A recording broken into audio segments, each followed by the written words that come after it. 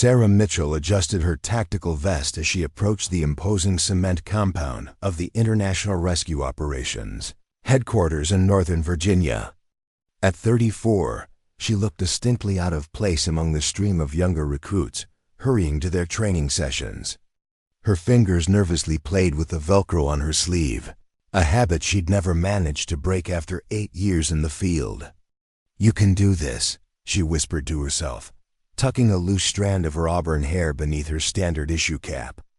"Before we jump back in, tell us where you're tuning in from.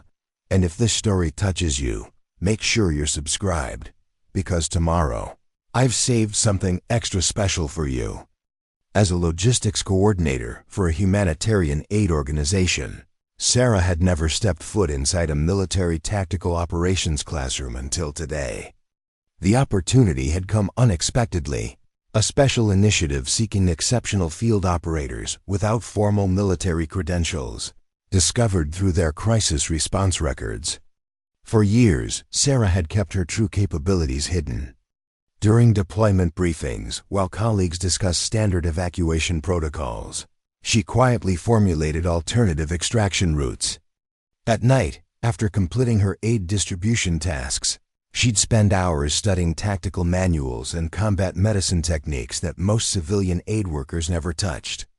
The selection process is highly competitive, Commander Jackson had told her over a secure line last month.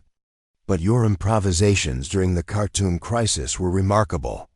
We'd like to offer you a place in our advanced tactical response program, with the possibility of joining our specialist teams. Sarah had nearly declined. Who was she to train alongside operatives with proper military backgrounds? But something, perhaps the same instinct that had led her to successfully navigate war zones while extracting vulnerable civilians, pushed her to say yes. As she approached the building, she caught her reflection in the reinforced glass doors. Simple clothes, practical build, nothing that screamed special forces material. Just an ordinary woman with extraordinary instincts that few had ever truly recognized. She took a deep breath and pushed open the door, stepping into a world she'd only glimpsed from the periphery of her humanitarian work. The halls echoed with conversations about infiltration techniques and extraction protocols. Trainees carrying specialized equipment she'd only read about in restricted manuals. "Room 307, she muttered, checking the small facility map she'd been issued. "Advanced hostage recovery with Captain Reynolds." Even Sarah knew that name. Captain Marcus Reynolds' field manual sat highlighted and annotated in her go bag, consulted before every high-risk deployment. The man was legendary in special operations circles, brilliant, demanding, and according to whispered conversations among field operators, merciless to those he deemed unworthy of the responsibility. She found the training room and paused outside the door, her heart pounding. Inside was the world she'd always wanted to be part of, but had never believed she could enter. "Now or never," she whispered and pushed open the door. The chatter inside the training room fell into an immediate hush as Sarah entered. Rows of operatives in tactical gear and casual but specialized attire turned to stare at the newcomer. She felt immediately out of place in her simple cargo pants and standard-issue field shirt. Clothes chosen for functionality rather than to make an impression. Sarah slipped into an empty seat near the front, ignoring the curious glances. A broad-shouldered man with a military haircut leaned away slightly as she settled in, as if afraid her civilian status might be contagious. "Is this seat taken?" she asked politely. "No," he replied curtly, turning his attention back to his tactical tablet. Sarah pulled out her notebook paper, not digital, and arranged her collection of carefully sharpened pencils next to her field manual. Operatives whispered, their voices carrying just enough for her to catch fragments. Part of that new civilian integration program. No formal combat training. Why is she even here? She kept her eyes fixed on her notebook, pretending not to hear. This wasn't the first time she'd been judged for not fitting someone's expectations. The training room was impressive. Tiered seating facing a wall of tactical displays, The kind Sarah had seen only in crisis coordination centers during major humanitarian responses. Above them hung the insignia of various elite units, their contributions to difficult rescues immortalized in discreet plaques. A woman with a specialized communications device, 2 seats over, leaned toward her friend. "Reynolds is going to eat her alive," she whispered, not bothering to lower her voice. "He doesn't even allow junior officers to speak up without explicit permission. $20 says she leaves crying before the simulation ends." Her friend replied with a smirk. "You're on. I give her 15 minutes tops." Sarah's fingers tightened around her pencil, but her face remained passive. If they only knew how many nights she'd stayed up analyzing Reynolds' most challenging extraction scenarios published in classified briefings. Not because she had to, but because the strategic elegance of complex rescue operations filled a void inside her that nothing else could. The side door opened and the room fell completely silent. Captain Marcus Reynolds strode in, his salt and pepper hair cropped short in a military cut, his tailored tactical uniform radiating authority. Behind him followed a younger officer with a more approachable demeanor, Lieutenant Commander Daniels, the one who had contacted Sarah about the program. Preparing and narrating this story took us a lot of time, so if you are enjoying it, subscribe to our channel, it means a lot to us. Now back to the story. Captain Reynolds placed his tactical binder on the desk and surveyed the room with piercing blue eyes. When his gaze landed on Sarah, something shifted in his expression: surprise, followed by the faintest curl of his lip. "Welcome to Advanced Hostage Recovery," he announced, his voice crisp and commanding. "For those who belong here, this course will challenge you to the limits of your tactical abilities." His eyes returned to Sarah. "For those who don't, well, the withdrawal period ends on Friday." The implied message couldn't have been clearer. Sarah sat up straighter, determined not to be intimidated. She belonged here, perhaps not by the traditional path, but by the one quality that should matter most: her ability to bring people home alive from impossible situations. Little did she know that Captain Reynolds was already planning to make an example of her. 20 minutes into the lecture, Sarah was completely absorbed. Reynolds, for all his intimidating presence, was a brilliant instructor. His explanations of complex extraction scenarios flowed with a precision and clarity that made Sarah's mind race with the pure elegance of tactical problem-solving. She scribbled notes frantically, connecting concepts she'd taught herself with the formal frameworks Reynolds presented. Occasionally, Sarah would spot a tactical solution or extraction path seconds before Reynolds revealed it, a small thrill coursing through her each time. "The traditional approach to this hostage situation," Reynolds explained, projecting detailed schematics across the tactical display, "requires careful coordination of multiple teams with synchronized timing." Sarah nodded unconsciously. She'd improvised a shortcut for these particular types of extractions last year during a surprise militia attack on a refugee camp. Her method bypassed several conventional steps without compromising personnel safety. "Something to add, Ms. Mitchell?" Reynolds' voice cut through Sarah's thoughts like a knife. The room went silent. All eyes turned to Sarah, who realized too late that her nodding had been noticed. "No, Captain Reynolds," she said quietly. "I was just following along." Reynolds' eyebrow arched. "Indeed, you find advanced tactical infiltration so intuitive that you're nodding along like it's basic first aid." A few operatives snickered. Lieutenant Commander Daniels, standing near the window, frowned slightly. "I didn't mean to," Sarah began. "Since you seem so comfortable with the material," Reynolds interrupted, "perhaps you'd like to show us how to approach the scenario I was about to present." He gestured to the tactical display where a complex compound schematic appeared with multiple hostage locations marked. Sarah felt her mouth go dry. The scenario wasn't impossible, she could see the approach needed, but performing under the scrutiny of 20 pairs of judging eyes, and Reynolds' icy stare was different from making split-second decisions alone in a crisis zone. Sarah hesitated. As I thought, Reynolds said dismissively, turning back to the tactical display. This program may be admitting people without proper credentials, but some foundations simply can't be skipped. Daniel stepped forward. Marcus, perhaps. No, Jack, Reynolds cut him off. These operatives deserve to understand the difference between real tactical training and field improvisation. He turned back to Sarah, his eyes cold with challenge. Ms. Mitchell, I insist. Show us your approach. The operative beside Sarah whispered to his friend, This is going to be a train wreck. Sarah closed her notebook slowly. The scenario on the display was challenging, but she recognized its structure, similar to one she'd worked through in Reynolds' own field manual, the very one she'd studied meticulously before every high-risk deployment. She stood, her legs steadier than she expected. The walk to the front of the training room felt endless, each step accompanied by the weight of doubtful stares. When Reynolds handed her the tactical pointer, their eyes met briefly, and Sarah saw it clearly, the expectation of failure, the readiness to use her as an example of why civilians didn't belong. Sarah turned to face the tactical display, the scenario looming before her like a minefield to navigate in front of an audience, expecting her to trigger the first explosive.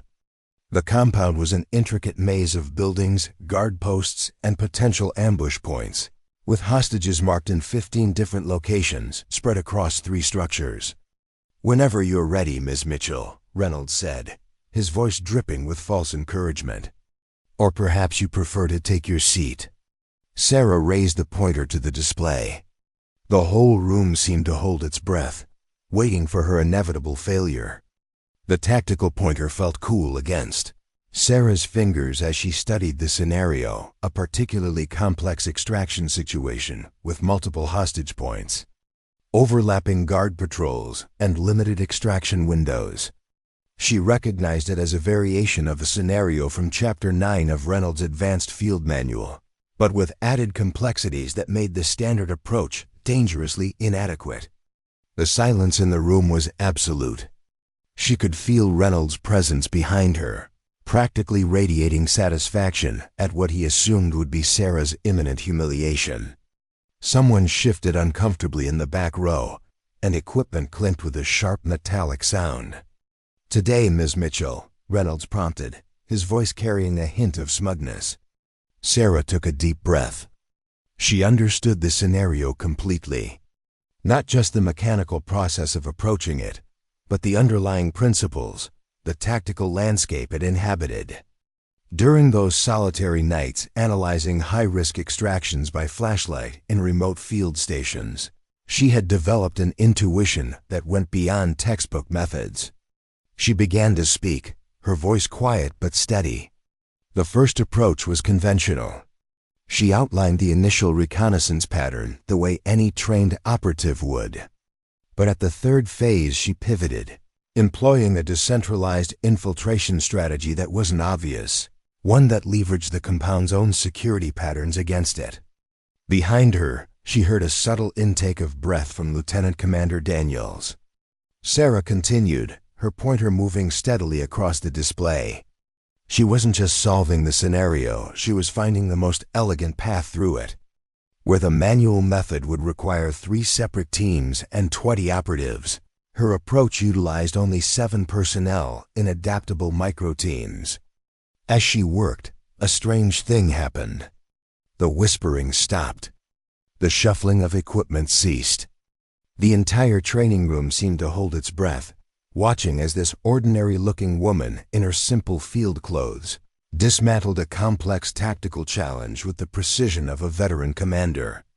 5 minutes in, she heard Reynolds' boot tap against the floor once, twice, the only outward sign of his growing unease.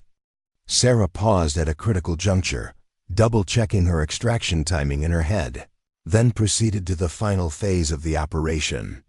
The last few elements flowed from her explanation, like water finding its path downhill, inevitable, natural, perfect. She placed the pointer back on the desk with a soft click that seemed to echo in the silent room. Only then did she turn around. Reynolds' face had lost its smug certainty, replaced by something harder to read: surprise mixed with reluctance. He stepped forward, scanning the tactical approach with narrowed eyes, looking for any error, any opportunity to reassert control. Daniels moved closer to the display, his eyes widening slightly as he traced Sarah's infiltration path. "This approach," he said softly, "bypasses the standard 3-team protocol entirely." He turned to Sarah. "How did you see this pattern?" Sarah clasped her hands to keep them from fidgeting. "The compound layout reminded me of the Bakara market situation in Mogadishu. I noticed that if you reframe the guard rotations as predictable circuit points rather than fixed positions, the security gaps align in a way that allows for progressive infiltration." An operative in the front row leaned forward, his earlier disdain replaced by curiosity. "But that's not in the field manual." "No," Sarah acknowledged quietly. "I worked it out while analyzing similar high-risk zones." Reynolds' lips pressed into a thin line. He hadn't expected this, not just a viable solution, but an elegant one that improved upon standard protocols. For a moment, the training room remained perfectly still. The power dynamic shifted in a way no one had anticipated. "An interesting approach," Reynolds finally said, his voice tight with forced neutrality. "Though unconventional methods can sometimes lead to casualties in more complex applications." It was as close to an acknowledgement of correctness as he seemed willing to give. But Sarah didn't need more. The scenario was solved. The approach verified by Daniel's approving nod. "May I return to my seat?" Sarah asked politely. Reynolds gestured curtly, already turning back to the tactical display, desperate to regain control of his training room. But something fundamental had changed, and everyone in that room knew it. As Sarah walked back to her desk, she noticed that the operative who had leaned away from her earlier had shifted, making more room for her, a small gesture, but symbolic of the larger transformation taking place. "Before we conclude today," Reynolds announced 30 minutes later, his composure fully restored, "I'd like to introduce a more challenging scenario. One that illustrates the limitations of intuitive approaches." His eyes flickered briefly towards Sarah, and the message was clear.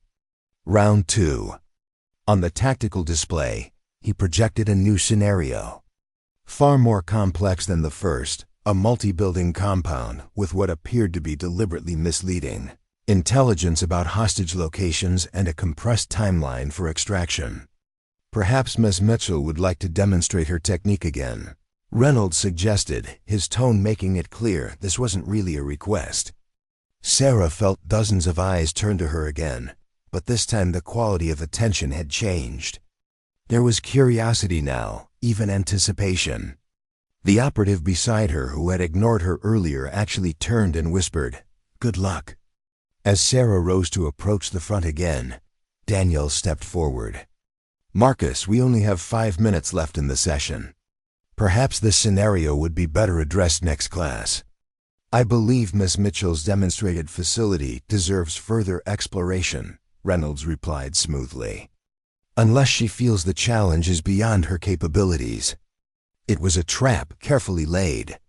Refuse, and confirm Reynolds' belief that her earlier success was a fluke. Accept, and potentially stumble on this deliberately more difficult scenario with insufficient time. Sarah took the pointer from Reynolds' outstretched hand. "I'll try," she said simply. As she studied the new scenario, Sarah realized its true complexity. This wasn't from any field manual. It was likely something Reynolds had constructed specifically to be misleading. The apparent approach would lead to a tactical dead end. Sarah started working, aware of the clock ticking down. She set up the standard approach, but then paused, her pointer hovering over the display as she considered.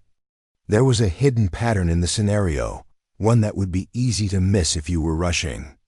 Behind her, Reynolds checked his watch pointedly. 2 minutes left, Miss Mitchell. Instead of continuing down the conventional path, Sarah suddenly shifted gears. She reframed the entire scenario using a different intelligence assessment model, one that revealed the underlying deception. Several operatives gasped softly as they realized what she was doing. Working quickly but methodically, Sarah transformed the seemingly impossible extraction into something manageable. The pointer moved across the display with growing confidence, each step revealing more of the elegant solution hidden within the deliberately obfuscated scenario. Just as the clock hit the hour mark, Sarah completed her tactical breakdown, identifying the true hostage locations and the optimal extraction route. She turned around, slightly out of breath, to find the entire class staring at her in stunned silence. Reynolds stared at the solution, his face unreadable. He stepped forward to examine it closely, checking each phase with narrowed eyes. "That's," Daniels breathed, stepping closer. "That's brilliant. You recognize the false intelligence pattern." Reynolds' jaw tightened almost imperceptibly. "A creative approach," he conceded, though the words seemed to cost him. Class dismissed. As operatives began gathering their equipment, the room buzzed with excited whispers. Sarah returned to her seat, feeling strangely calm despite the tumult around her. "That was incredible," said the man who had initially moved away from her. "How did you learn to do that without formal training?" Before Sarah could answer, another operative leaned across the aisle. "Could you explain that counterintelligence assessment again? I've never seen anything like it." Suddenly, Sarah was surrounded by operatives who had ignored her just an hour earlier, their faces now alive with genuine interest. Even those who had whispered about her were watching her with newfound respect. At the front of the room, Reynolds gathered his materials, his movements sharp with barely contained frustration. Daniels approached Sarah with a warm smile. "Miss Mitchell, could I speak with you in my office? I believe we need to reconsider your position in the program." The recognition, the buzz followed Sarah into the hallway as operatives dispersed to their next assignments. Some lingered, watching her with newfound curiosity as she spoke with Daniels in a quiet corner away from the main flow of traffic. "What happened in there," Daniels said, his voice warm with admiration, "was nothing short of remarkable. Your intuition for complex extraction scenarios is extraordinary." Sarah tucked a strand of hair behind her ear, still processing the dramatic shift in how everyone was suddenly treating her. "I just see patterns," she said simply. "Tactical situations have always made more sense to me than ordinary social interactions." A few feet away, Reynolds emerged from the training room, his posture rigid. When he spotted Sarah talking with Daniels, his lips thinned, but instead of walking away, he approached them directly. "Mitchell," he said, his tone formal, "your performance today was unexpected." It wasn't an apology. Sarah hadn't expected one, but there was a hint of something like respect buried beneath the coolness. "Thank you, Captain Reynolds," Sarah replied evenly. "Your second solution," Reynolds continued, "utilized a counterintelligence assessment that isn't taught until advanced special operations training." He paused. "May I ask where you encountered it?" Sarah met his gaze steadily. "I didn't encounter it anywhere. I developed it myself when working through scenarios similar to the Nairobi embassy extraction. The standard approaches seem to leave too many variables unaccounted for." Reynolds' eyebrows rose slightly. For the first time, he seemed to truly see Sarah, not as an interloper or an anomaly, but as a tactical specialist. "I see," he said finally. "Well, I look forward to your continued participation in the program." With a curt nod to Daniels, he turned and walked away, his boots striking sharply against the polished floor. Daniels smiled. Coming from Marcus, that's practically a standing ovation. As they discussed the details of Sarah's potential transfer from the civilian integration track to a specialized operations team, operatives from the class passed by. Several nodded acknowledgement at Sarah, one even stopped briefly. "There's a tactical review session that meets Thursdays in the operations center," he said a bit awkwardly. "We could use someone with your insight." Sarah blinked in surprise. "I'll think about it," she managed, unused to such inclusion. By the time she'd finished her conversation with Daniels and walked through the facility toward the exit, word had already spread. Operatives she'd never met glanced at her with interest. A senior officer she passed in the hallway did a double take after Daniels greeted her by name. She wasn't naive enough to think one day had changed everything. There would still be those who doubted her, who would claim her success was a fluke or try to undermine her in other ways. Reynolds had relented today, but operational politics were complex and often unforgiving. Yet, something fundamental had shifted. For the first time, Sarah had demonstrated her abilities not in the safety of anonymity, but in the spotlight of professional scrutiny, and she had thrived. Evening sunlight slanted through the tall windows of the operations facility as Sarah pushed open the heavy front doors and stepped outside. The grounds had quieted, most personnel already departed for dinner or evening debriefings.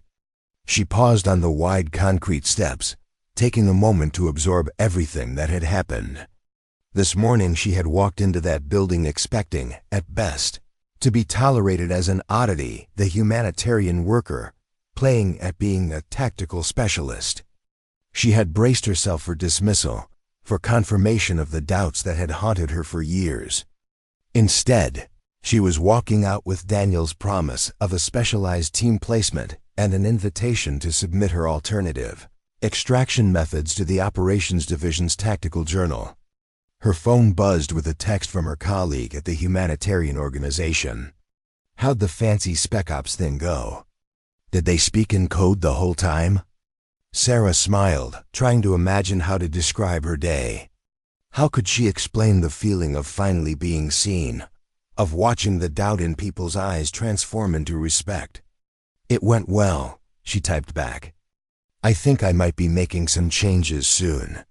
As she descended the steps, she noticed Reynolds exiting through a side door, heading toward the officers' parking area.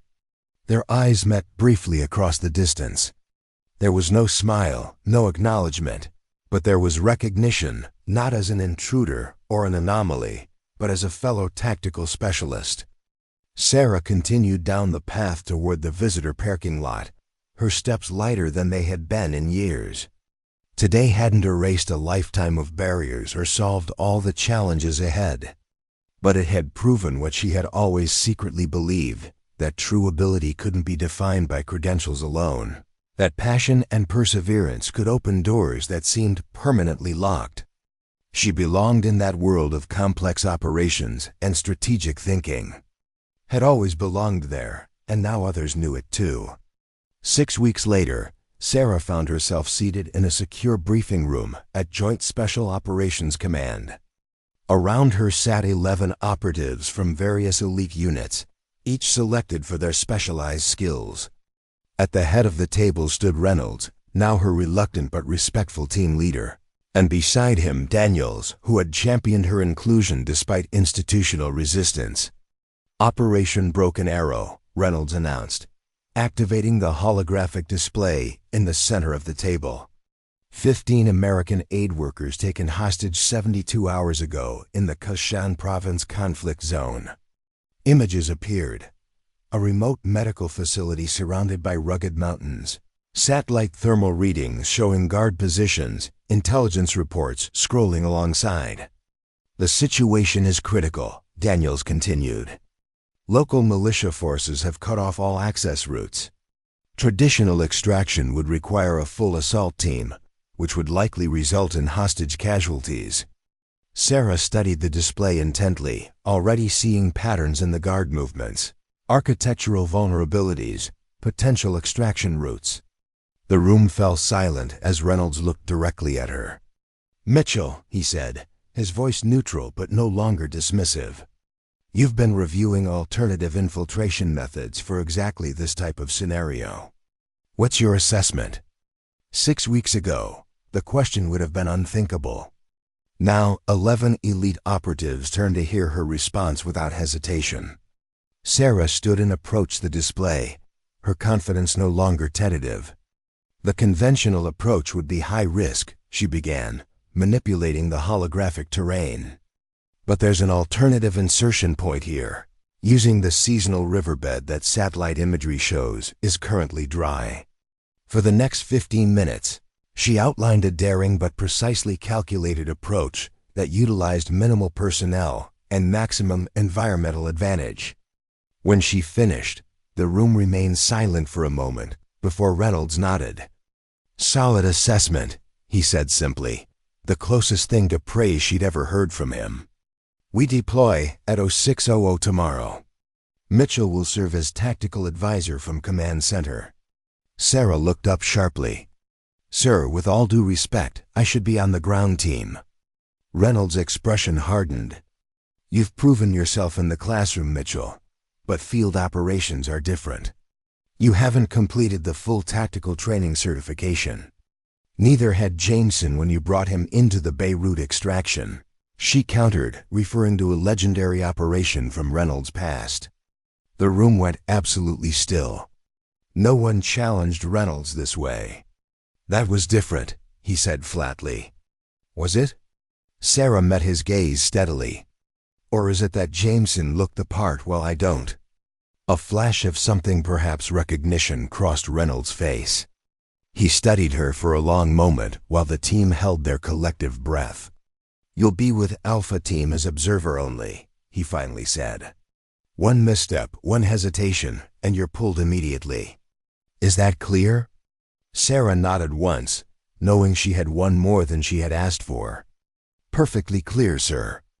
Dawn broke over the mountains of Kashan province, painting the rugged landscape in shades of gold and shadow. Sarah lay prone on a rocky outcropping, surveying the militia compound through high-powered binoculars. Beside her, Rodriguez, Alpha Team scout, checked their position on the tactical display. "Your approach got us within 800 meters without triggering any perimeter alarms," he said quietly, genuine respect in his voice. "I wouldn't have believed that route was viable." Sarah didn't respond immediately, her focus absolute as she counted guard rotations and compared them to their intelligence briefing. Something wasn't matching up. "The Eastern Guard post should have changed rotation 11 minutes ago," she murmured, more to herself than to Rodriguez.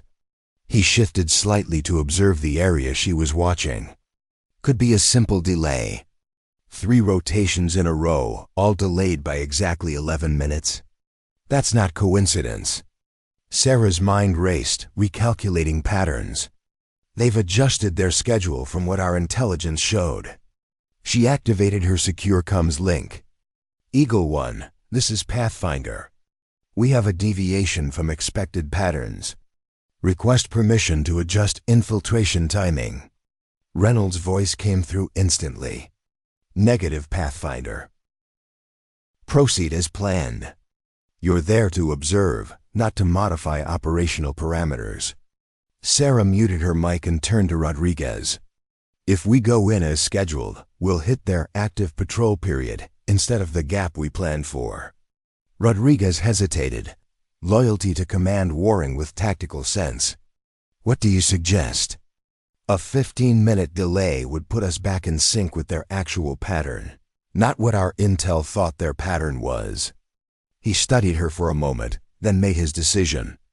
"I'll back your call, but it's your neck if Reynolds decides to court-martial both of us." Sarah reactivated her comms. "Eagle 1, this is Pathfinder. Guard rotation patterns have shifted. Proceeding as planned will compromise the mission. I am implementing a 15-minute delay. Mark new infiltration time as 0715.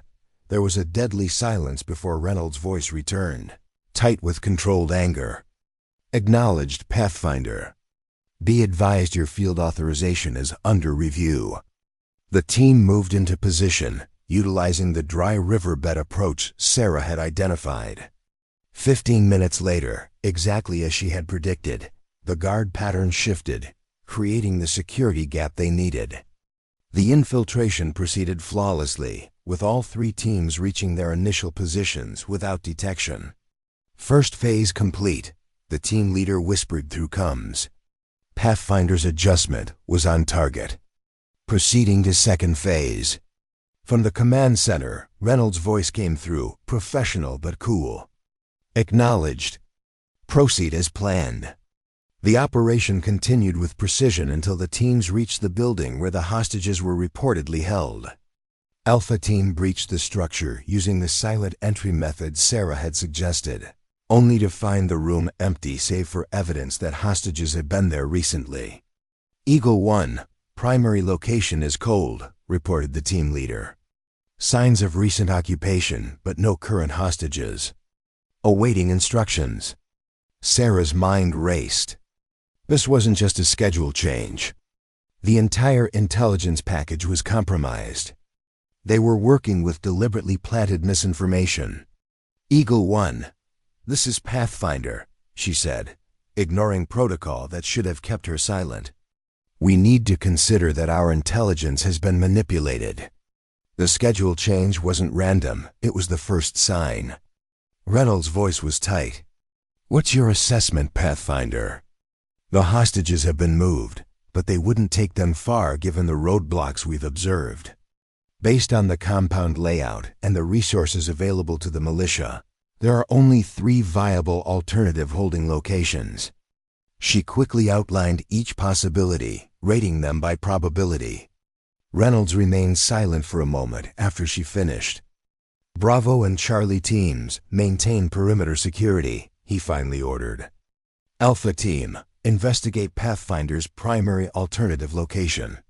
Mitchell, continue monitoring pattern shifts. Sarah felt a small surge of vindication, but pushed it aside to focus. Lives depended on getting this right. Alpha Team moved silently through the compound toward the secondary building. Sarah had identified a storage facility that satellite imagery showed had been recently modified. As they approached, Sarah noticed a pattern in the guard movements that raised alarm bells. Alpha Lead, hold position, she whispered urgently. Guard convergence suggests an ambush setup. The team froze instantly, trusting her judgment despite her observer status. Sarah quickly analyzed the tactical display, noticing subtle movements that indicated hidden personnel. There's an alternative approach through the mechanical room 50 meters southwest, she directed. The ventilation system shows heat signatures, consistent with recent modifications leading directly to the lower level where they're likely holding hostages. Alpha Lead acknowledged and redirected his team, avoiding the ambush point by mere meters. As they navigated the alternative route, they heard the frustrated radio chatter of militia guards, realizing their trap had failed. The team reached the lower level and confirmed Sarah's assessment. All 15 hostages were secured there, unharmed but terrified. The extraction began according to plan, with the team moving the hostages through the secure route back toward their extraction point. Everything was proceeding perfectly until an unexpected militia patrol stumbled upon their path.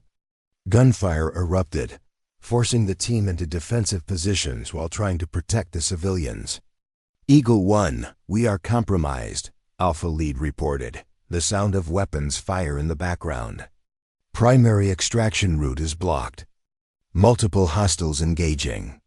Requesting immediate alternative. From the command center, Reynolds' voice remained steady. Hold position. Reinforcements en route. ETA 12 minutes. Sarah's blood ran cold. They didn't have 12 minutes. She scanned the tactical display frantically, looking for another way out. There was one possibility, risky, unconventional, but viable. Alpha Lead, there's a maintenance tunnel beneath your position, she said quickly. Original building plans show it connects to the dry riverbed, 400 meters south of your location. Negative, Pathfinder, Reynolds cut in. That tunnel isn't on our verified blueprints. It could be a dead end. I saw the access point during our infiltration, Sarah insisted. The rust patterns on the grate indicate regular use. It's active, not abandoned. For 3 agonizing seconds, there was silence as Reynolds weighed the options.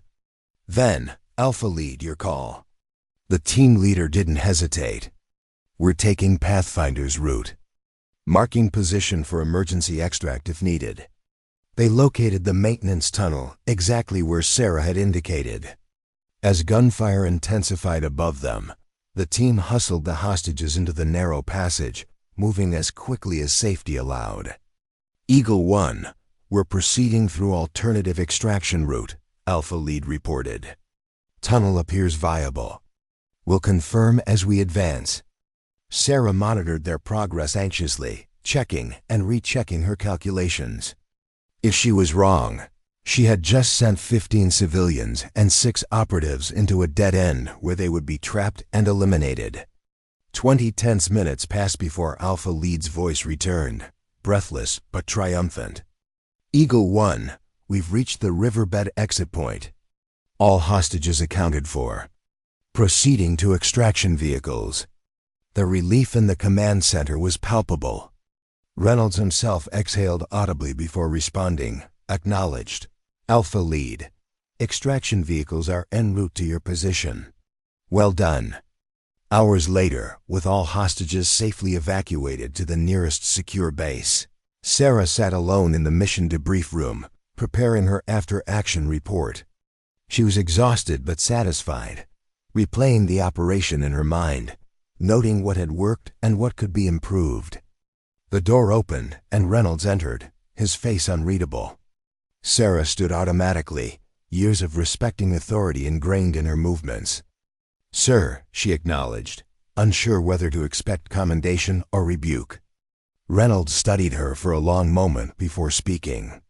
"You disobeyed a direct order at the beginning of the operation." "Yes, sir." "You spoke out of turn multiple times." "Yes, sir." "You suggested an extraction route that wasn't in our verified intelligence." Sarah met his gaze steadily.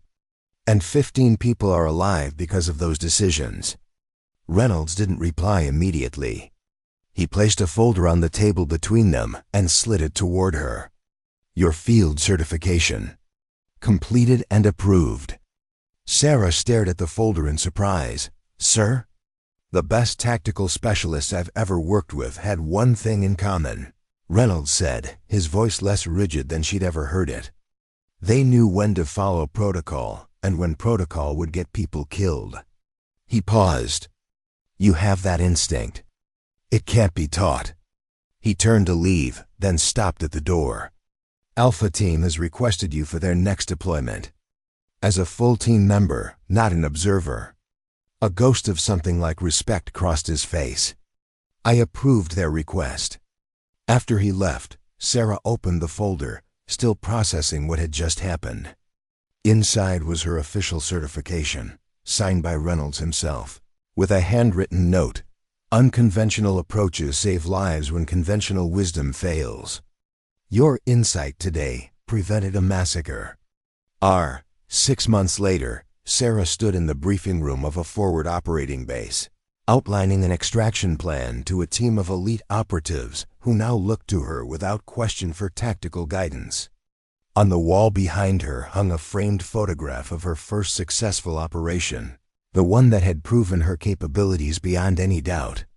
As she walked the team through the infiltration route, she noticed Reynolds watching from the doorway, his arms crossed but his expression no longer skeptical. When she finished, he entered the room. "Solid plan," he said simply, **. Sarah took the folder, momentarily speechless. The position was beyond anything she could have imagined 6 months ago, a chance to reshape how hostage recoveries were approached at the highest level. "You'll face resistance," Reynolds warned. "Many still believe that without traditional training, you can't possibly succeed in this role." Sarah thought of that first day in the training room, of all the doubtful eyes and dismissive whispers, of how far she had come since then. "Let them doubt," she said quietly. "I'll just keep bringing people home alive." 1 year after her first mission, Sarah Mitchell found herself in the heart of the Asymmetric Tactical Response Division, a unit that had gone from experimental to essential under her leadership. Her office walls were adorned with maps of previous extraction zones and framed commendations. But the item she valued most was a simple wooden plaque hand-carved by a 12-year-old girl. she had rescued from captivity in her most challenging operation to date. "To the woman who found us when no one else could," it read in childish script. On difficult days, Sarah would trace the letters with her finger, reminding herself why every struggle had been worth it. A sharp knock at her door pulled her from her thoughts. Lieutenant Commander Daniels entered, his expression grave. "We have a situation," he said without preamble. "Potentially the worst we've ever faced." Sarah straightened immediately. "Brief me." Daniels activated the secure display on her wall. 15 humanitarian workers, doctors, nurses, logistics personnel have been captured in the Nyala region of Western Sudan. Images appeared: a remote hospital, intelligence photos, thermal satellite readings. Local warlord faction, heavily armed, extremely volatile. They've already executed 3 local staff members as a warning. Sarah studied the intelligence data with practiced precision. Extraction window? That's the problem. They've announced a 48-hour deadline before they start executing the remaining hostages one by one. Standard protocols would require at least 72 hours to mobilize and deploy a conventional rescue team. Sarah noted, already calculating alternatives. Exactly. And they've placed the hostages in multiple locations across a 20-kilometer radius. Even if we could deploy in time, a conventional approach would never reach all hostages before executions begin. Sarah's mind was already racing through possibilities, discarding the impossible, reshaping the merely improbable. What about regional assets? Nothing substantial within a 10-hour radius. Local military forces are compromised.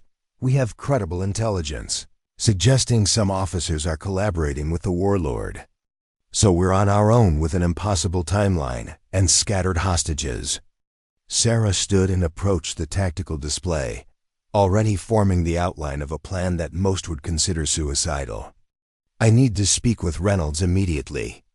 Captain Reynolds, now Colonel Reynolds since his promotion 6 months, earlier listened impassively as Sarah outlined her proposal in the secure briefing room. When she finished, the silence stretched uncomfortably. "Let me understand this correctly," he finally said, his voice measured.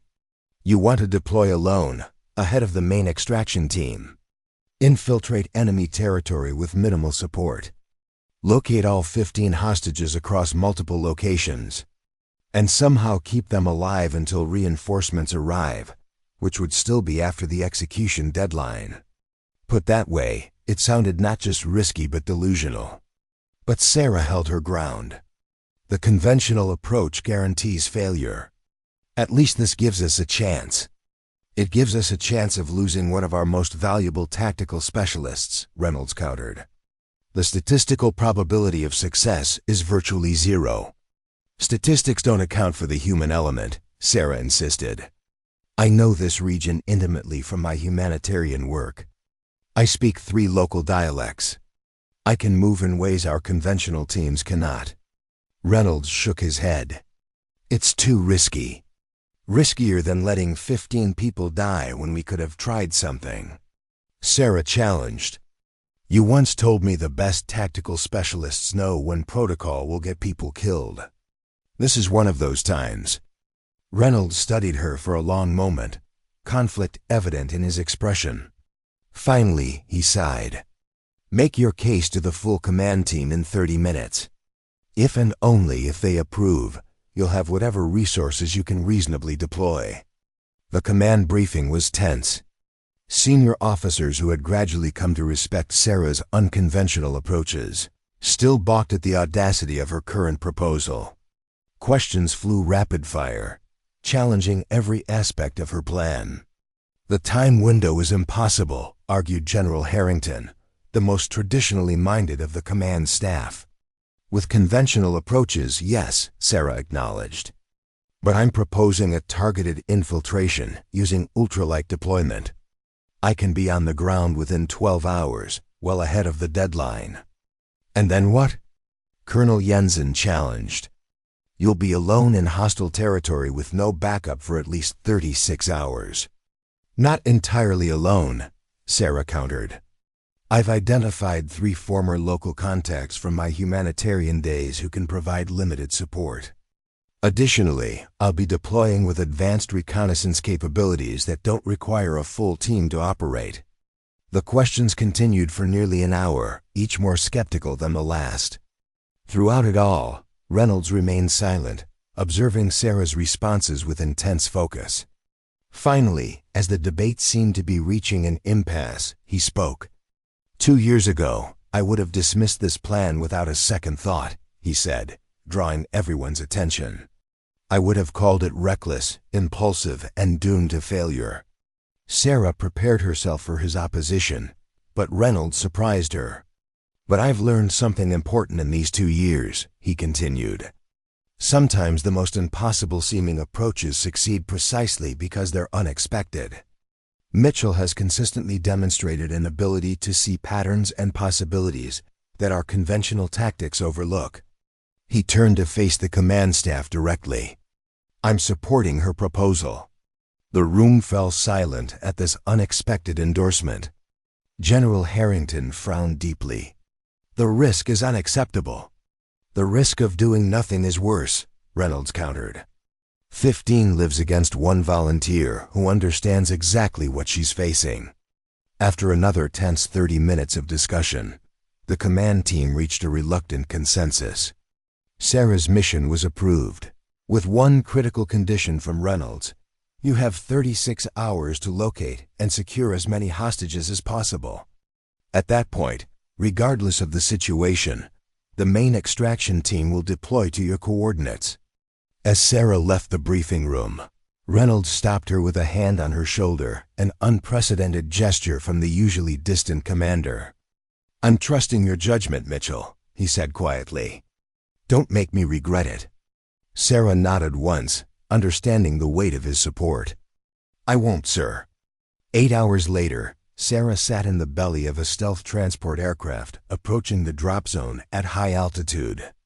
She methodically checked her specialized equipment, one final time lightweight tactical gear. Advanced communication systems disguised as local technology. Non-standard weapons selected for silence rather than firepower. And medical supplies that could sustain injured hostages until extraction. Drop zone in 5 minutes, the pilot's voice came through her headset. Weather conditions optimal. Good luck, Pathfinder. Sarah acknowledged the communication and performed her final mental preparation. Unlike her previous missions with full teams and extensive support, this time she would be truly alone from the moment her boots touched the ground. The closest friendly forces would be hours away, unable to provide immediate assistance if something went wrong. As the aircraft's rear ramp lowered, revealing the star-filled African night, Sarah felt an unexpected sense of calm. This wasn't the first time she'd been told a mission was impossible. It wasn't the first time she'd been expected to fail. But she had long since learned to convert others' doubt into fuel for her determination. 30 seconds to drop, came the pilot's voice. Sarah moved to the edge of the ramp, the wind whipping around her. Below, invisible in the darkness, lay hostile territory and 15 people who had no idea that their only hope was about to descend from the night sky. Good hunting, Pathfinder, was the last thing she heard before stepping into the void. The high-altitude insertion went flawlessly, Sarah's specialized training allowing her to guide her silent parachute to a landing zone, just outside the regional conflict area. She buried her chute and quickly changed into local civilian clothing, transforming from military operative to unassuming local woman in minutes. By dawn, she had made contact with her first local Ali Mahdi, a former driver from her humanitarian days who now operated a small market stall near the edge of the warlord's territory. Their meeting was brief and careful, conducted in the back room of his shop while his nephew kept watch outside. The situation is worse than your people know, Mahdi told her in a hushed voice, pouring tea as a cover for their conversation. The warlord Bashir is using the foreign hostages to elevate his status with more powerful factions. The executions are not just threats, he has already killed 3 to prove his seriousness. Sarah absorbed this grim confirmation, her resolve only strengthening. "Do you have any information on where they're being held?" Mahdi hesitated, then withdrew a folded paper from inside his robe. "They are not in one place. Bashir is not stupid. He has divided them among 3 locations." He spread the crude map on the table between them. "The main group, 8 people, is held here, at his compound. 4 more are at this checkpoint to the east.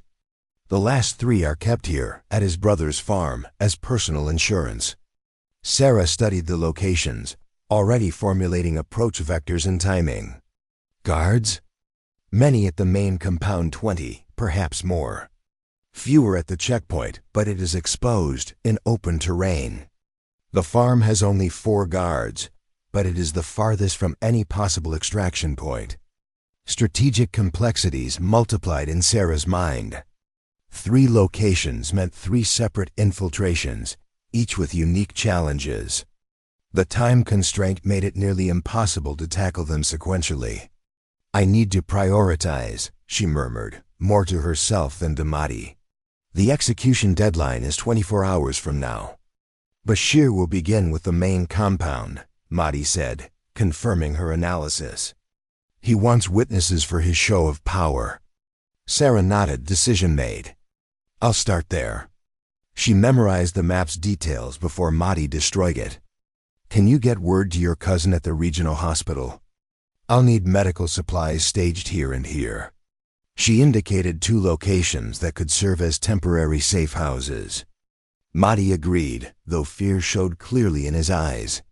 "What you attempt is impossible, Sarah, even for you."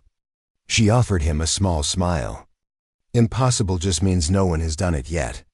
After acquiring a battered motorcycle from another former contact, Sarah spent the remainder of the day conducting careful reconnaissance of all 3 hostage locations, staying far enough away to avoid detection while gathering crucial intelligence on guard patterns, access points, and security measures.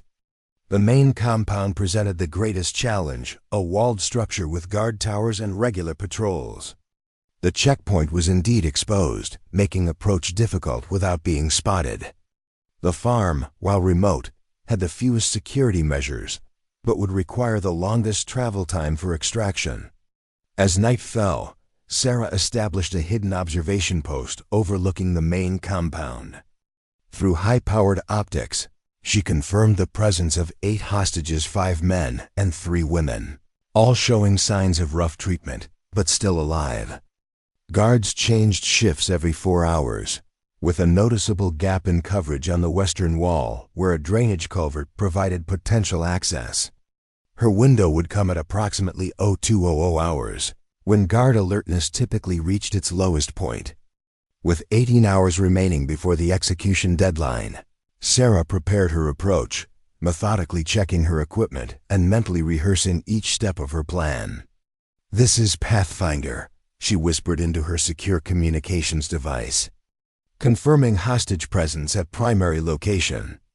8 individuals identified. Condition stable but deteriorating. Initiating Phase 1 in 4 hours. Will maintain radio silence until completion. From the command center thousands of miles away, Reynolds' voice came through clearly. "Acknowledged, Pathfinder. Main extraction team is mobilizing. Current ETA to your position is 32 hours. You're on your own until then." "Understood," Sarah replied, her voice betraying none of the tension she felt. Pathfinder out. The infiltration began precisely at 0200 hours. Sarah approached the compound through the drainage culvert, moving with painfully slow precision to avoid creating even the slightest sound. The narrow passage, barely wide enough for her shoulders, opened into a maintenance area near the compound's storage facilities. A lone guard stood smoking near her exit point, his attention focused on something in the distance. Sarah waited patiently in the shadows until he turned to walk his patrol route, then moved swiftly behind him. A precisely applied pressure hold rendered him unconscious without a sound. She bound and gagged him, hiding his body in a storage shed before proceeding. Moving from shadow to shadow, Sarah navigated through the compound's outer sections, avoiding patrols with timing honed by years of experience. She located the building where the hostages were held by following a guard carrying food trays. 2 armed men stood outside the door, alert despite the late hour. Sarah retreated temporarily, circling the building to identify another approach. A partially open window on the 2nd floor offered possibilities, but reaching it would require crossing an exposed courtyard. Improvising quickly, she created a distraction by releasing a small flock of chickens from a nearby pen.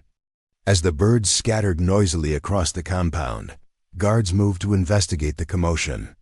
In that brief moment of diverted attention, Sarah sprinted across the open space and scaled the wall to the window, pulling herself inside just as guards returned to their positions.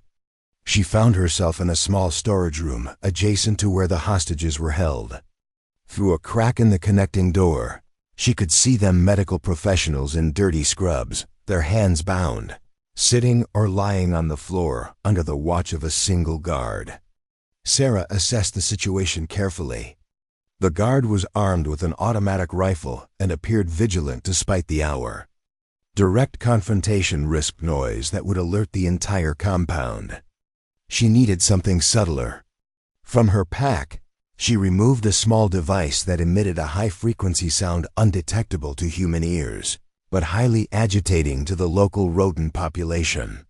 She activated it and placed it in the farthest corner of the storage room, then waited.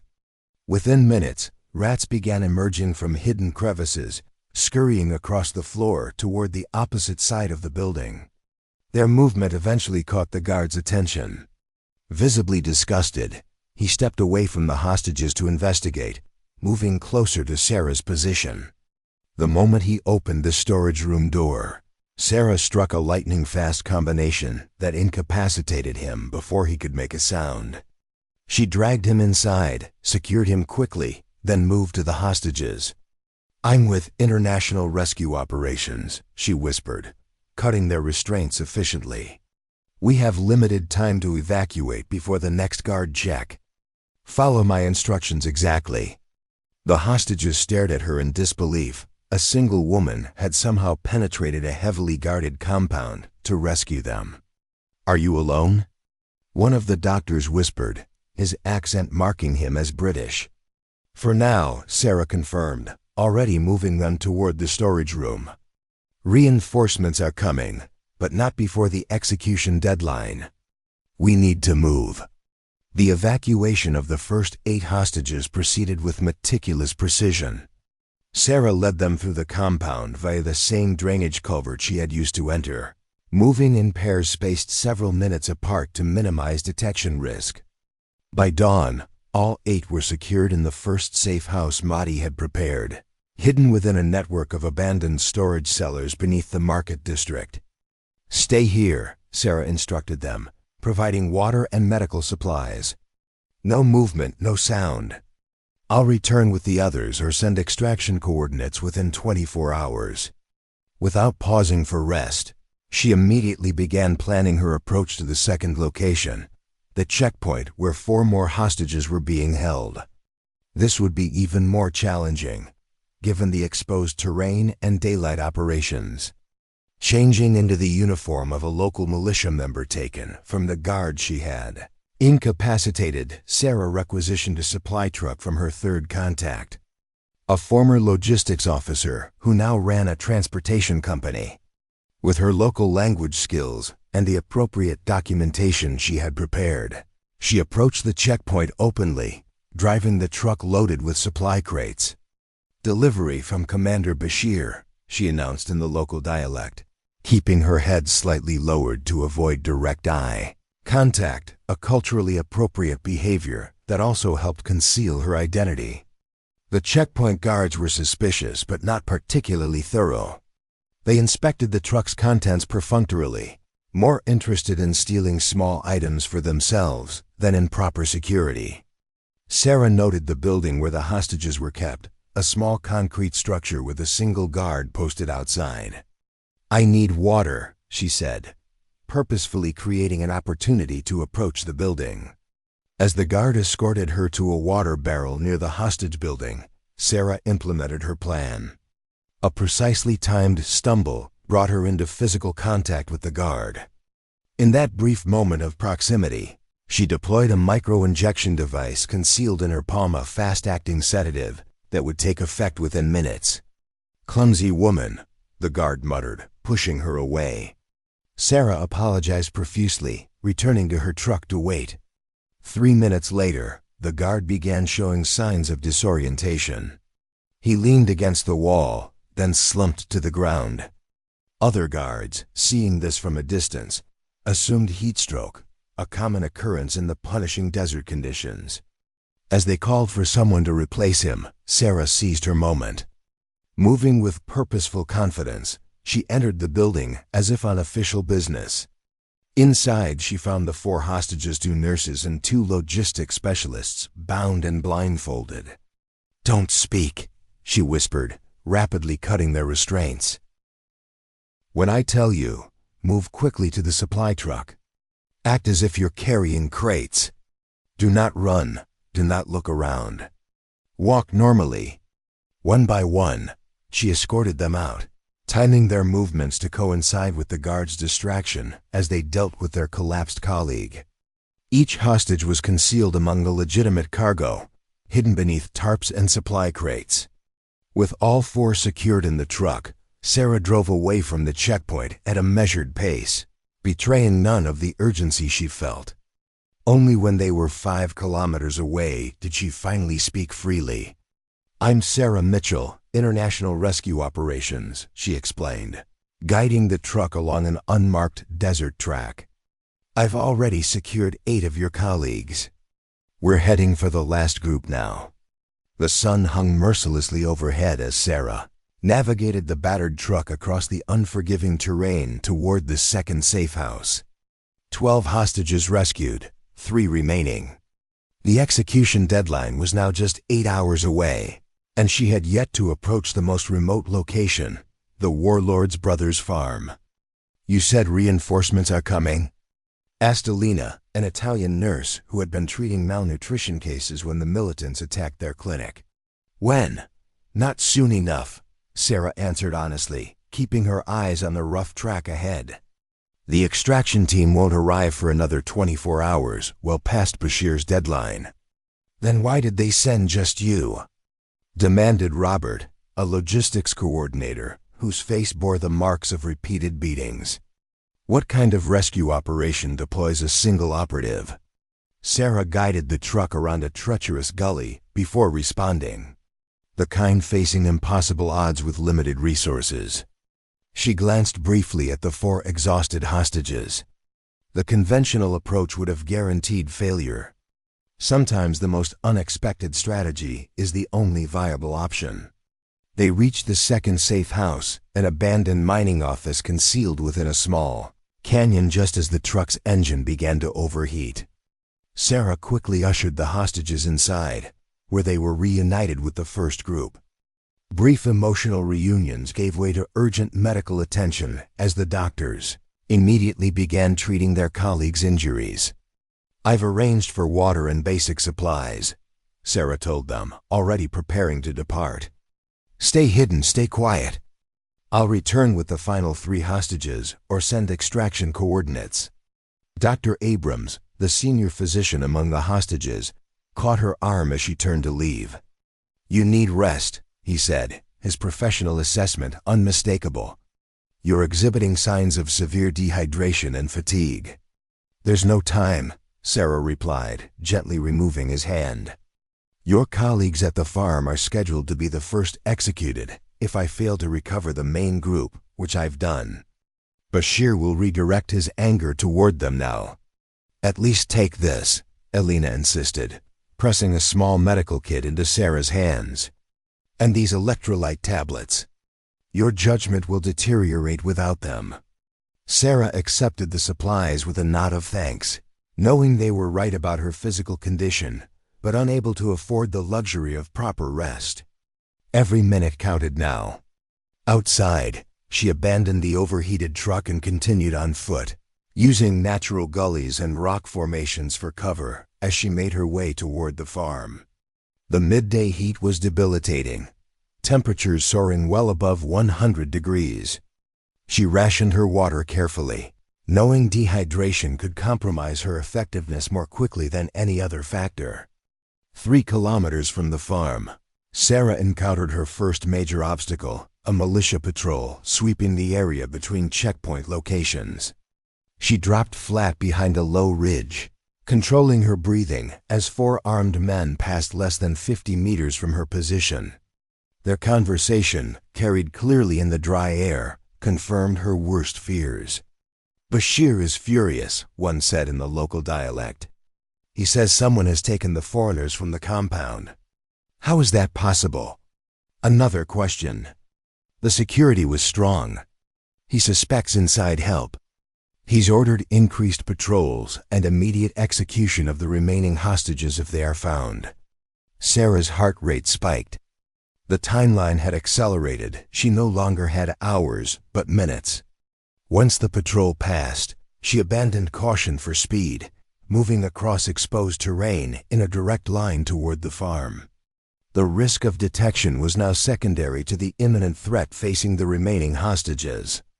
Approaching the farm's perimeter, she observed 4 guards more alert than those at previous locations, clearly aware of the situation developing elsewhere.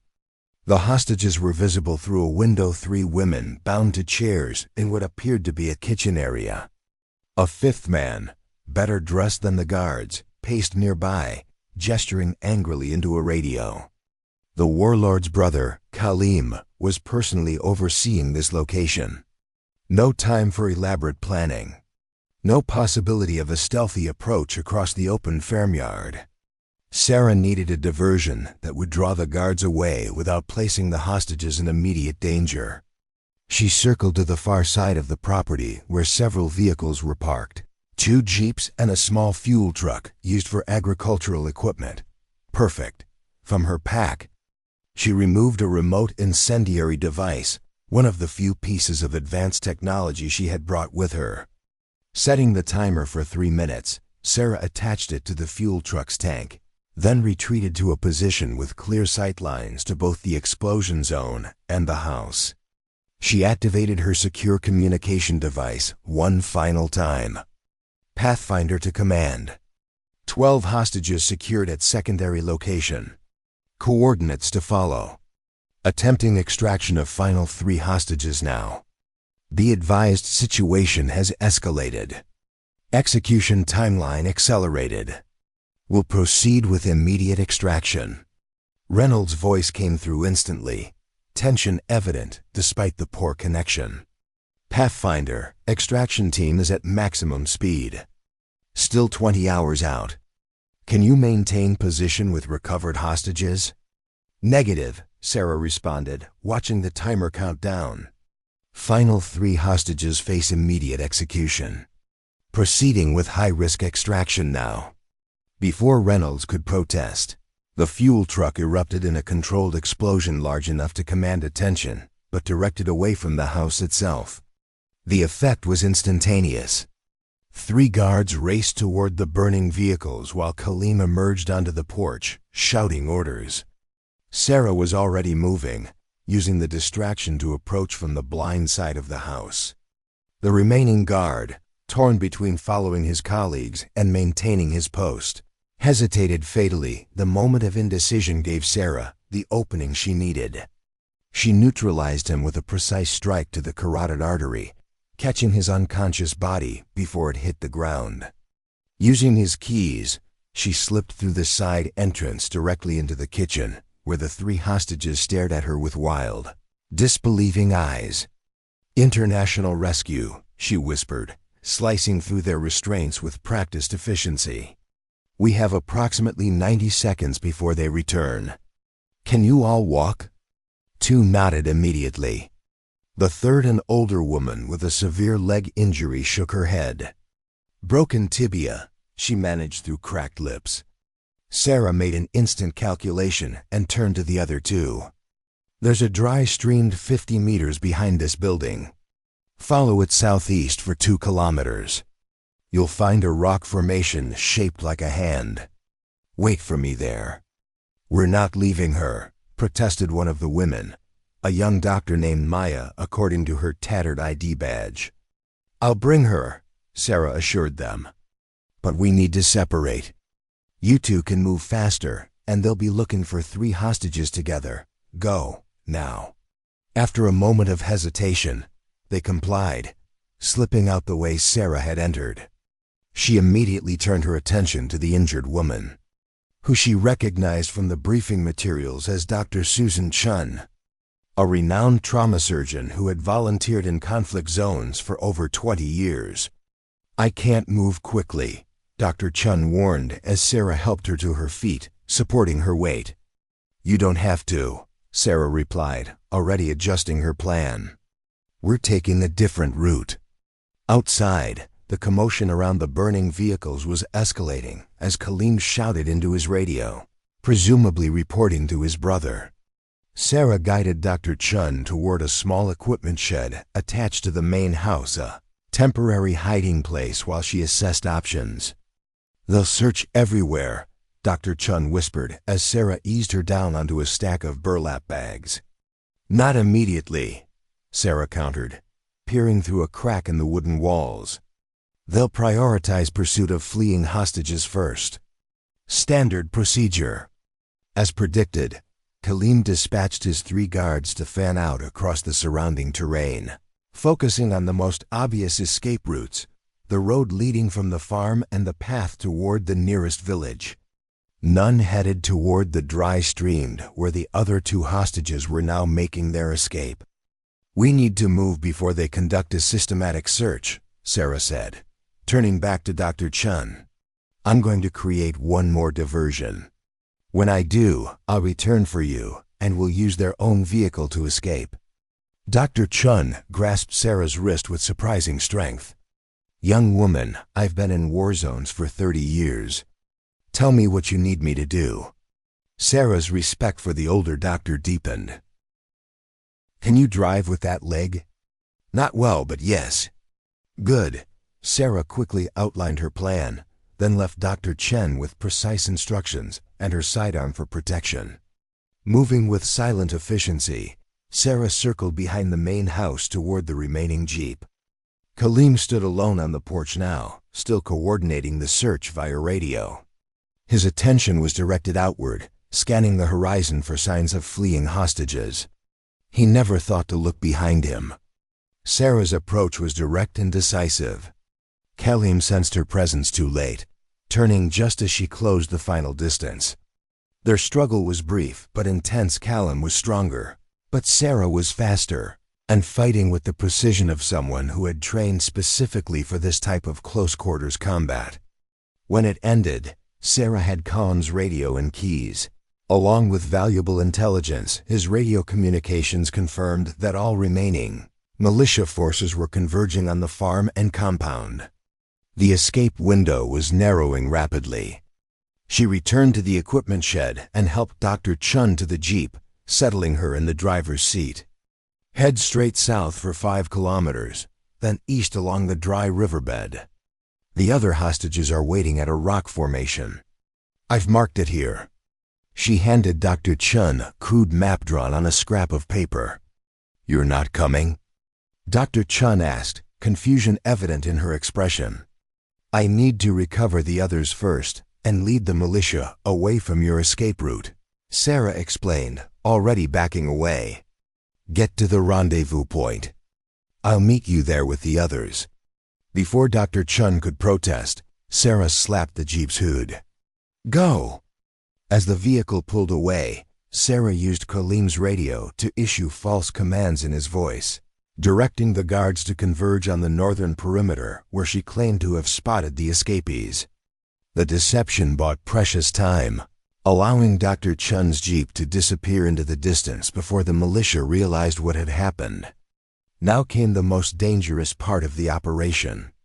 Sarah needed to circle back around the farm, intercept the 2 fleeing hostages, and guide all 15 to a defensible location where they could await extraction, all while every militia fighter in the region hunted them. Moving at a sustainable jog despite the punishing heat, Sarah reached the designated rock formation 30 minutes later. She found Maya and her colleague, a nurse named Priya, hidden in the natural shade of the formation, but no sign of Dr. Chun or the jeep. "She never arrived," Maya reported, her voice tight with worry. "We've been watching, but there's been no vehicle."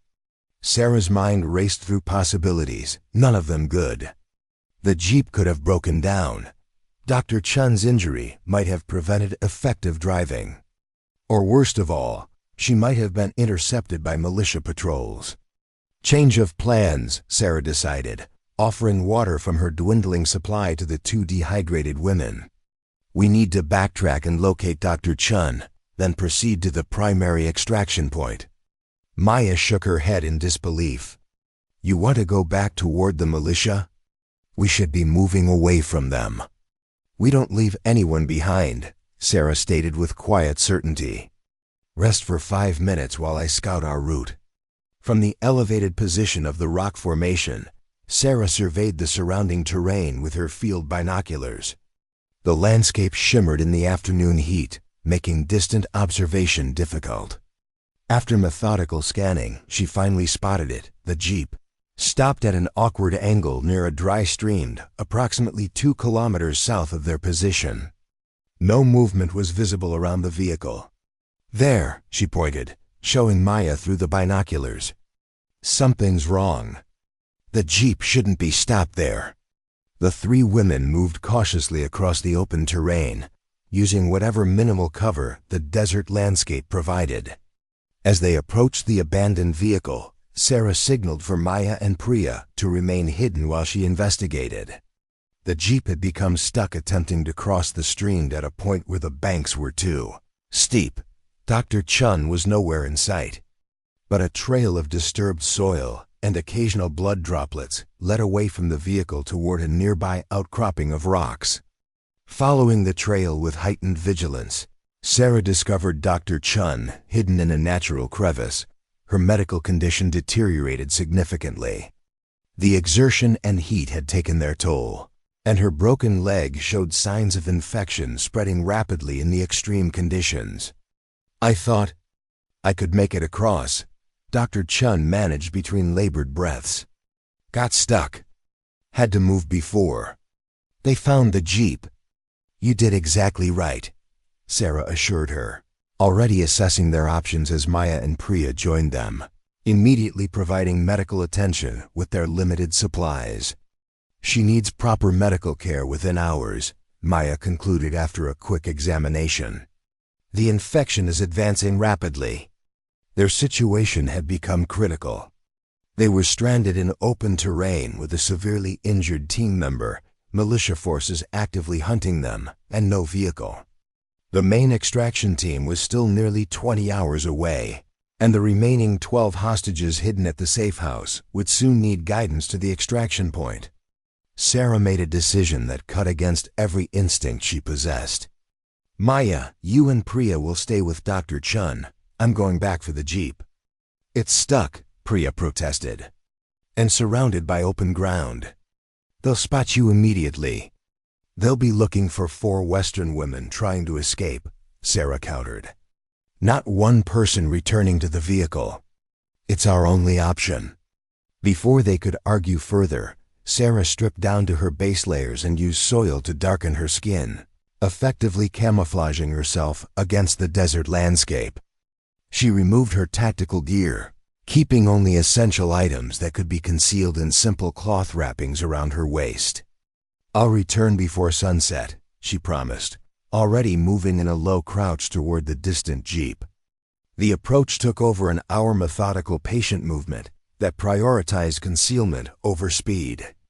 Twice she froze in place as militia patrols passed in the distance.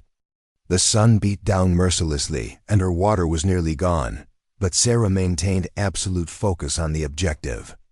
Reaching the jeep, she assessed its situation. The vehicle was indeed stuck, but not disabled. With the right technique and timing, it could be extracted from the stream. The challenge would be doing so without attracting attention from the militia patrols now crisscrossing the area.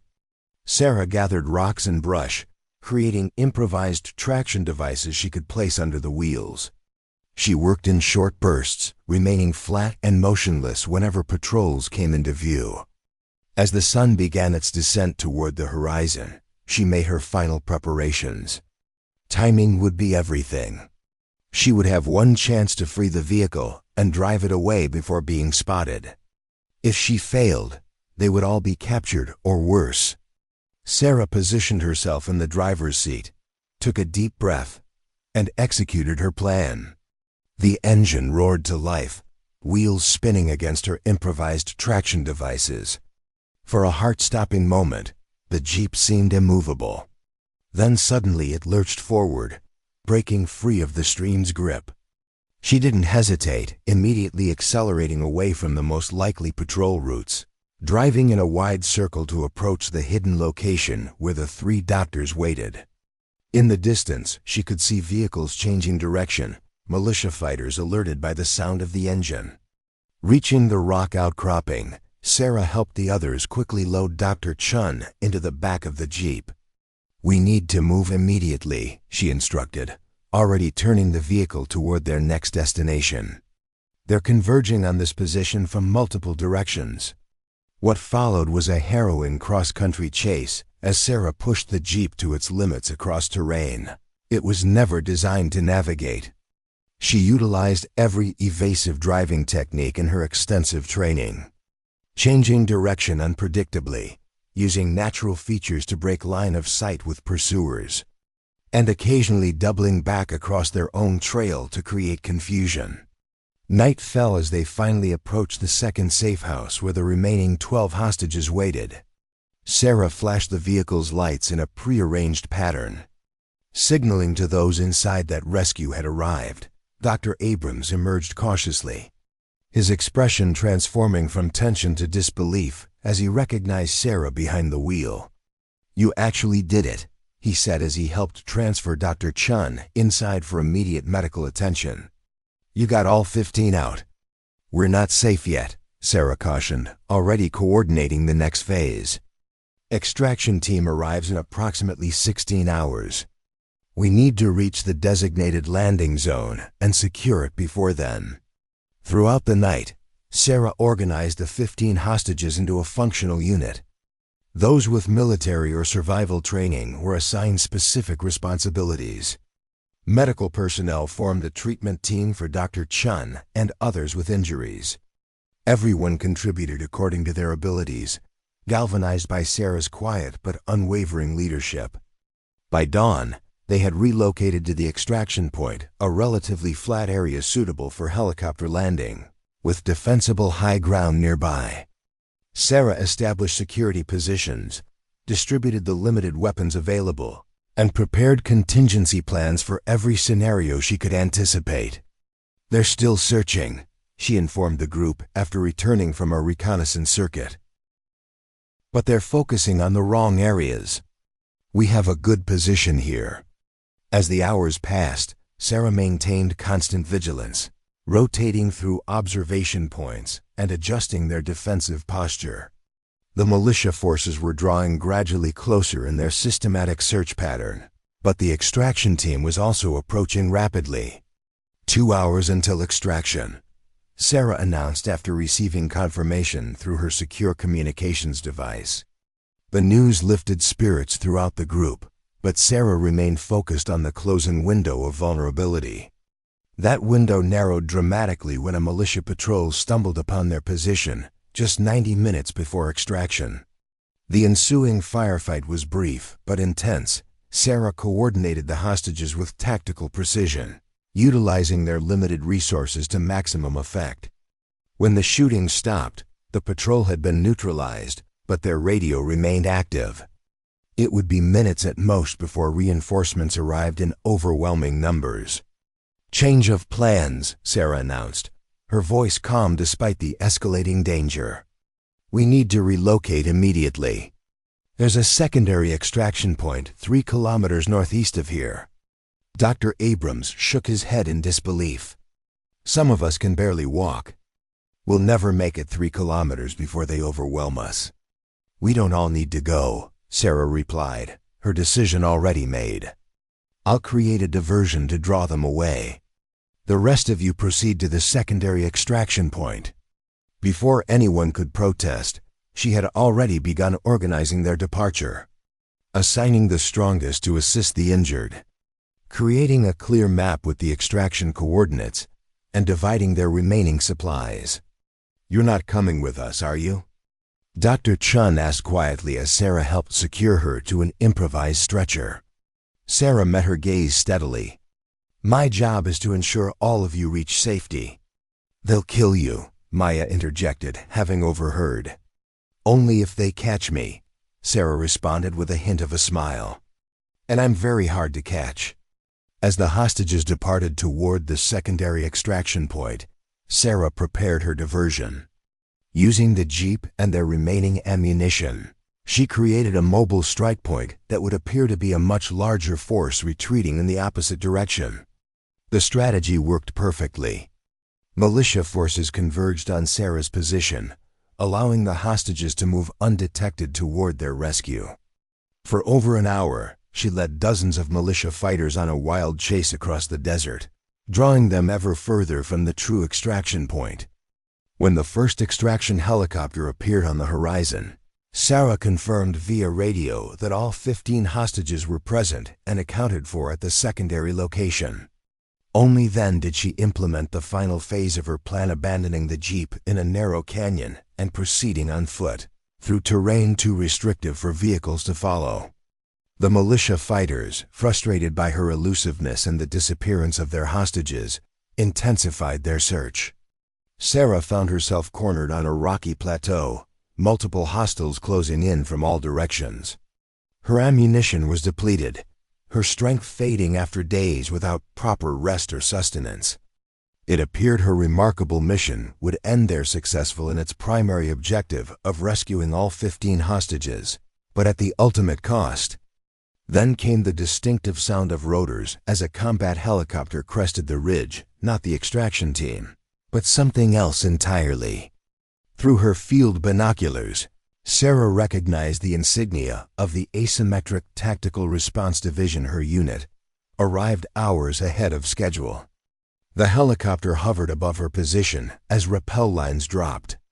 The first figure to descend was instantly recognizable: Colonel Reynolds himself, leading a tactical team to extract their most valuable operative.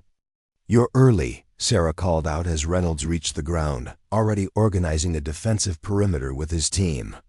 "You're impossible," he responded, the hint of a smile visible beneath his tactical gear. 15 hostages extracted safely.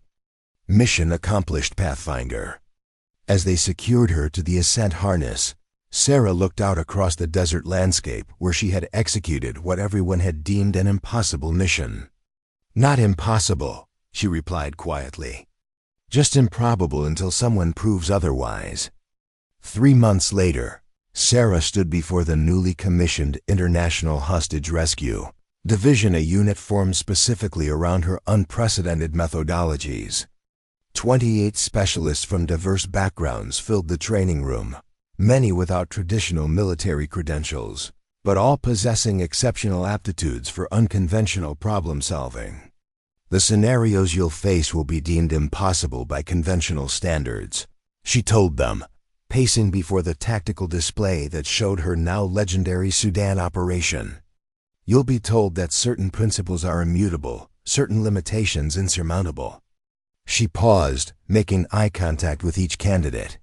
"What I'm here to teach you is that the word impossible is merely a failure of imagination. When standard approaches fail, when resources are limited, when time runs short, that's when true innovation emerges." At the back of the room, Reynolds watched with undisguised pride as the woman he had once dismissed transformed ordinary candidates into extraordinary operatives. The division she now led had already revolutionized hostage rescue protocols worldwide, saving countless lives through approaches no one else would have attempted. 2 years ago, Sarah continued, I walked into this facility as an outsider. I was judged not by my capabilities, but by my credentials or lack thereof. Today, I'm asking you to forget everything you think you know about tactical operations and start with one simple principle. There is always a way forward, even when every path seems blocked. She activated the training simulation, a scenario even more challenging than the one she had faced in Sudan. "Show me what's possible," she challenged them. From that day forward, Sarah Mitchell's name became synonymous with the philosophy that defined her career and saved countless lives.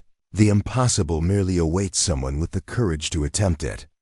Up next, you've got two more standout stories right on your screen. If this one hit the mark, you won't want to pass these up. Just click and check them out. And don't forget to subscribe and turn on the notification bell so you don't miss any upload from us.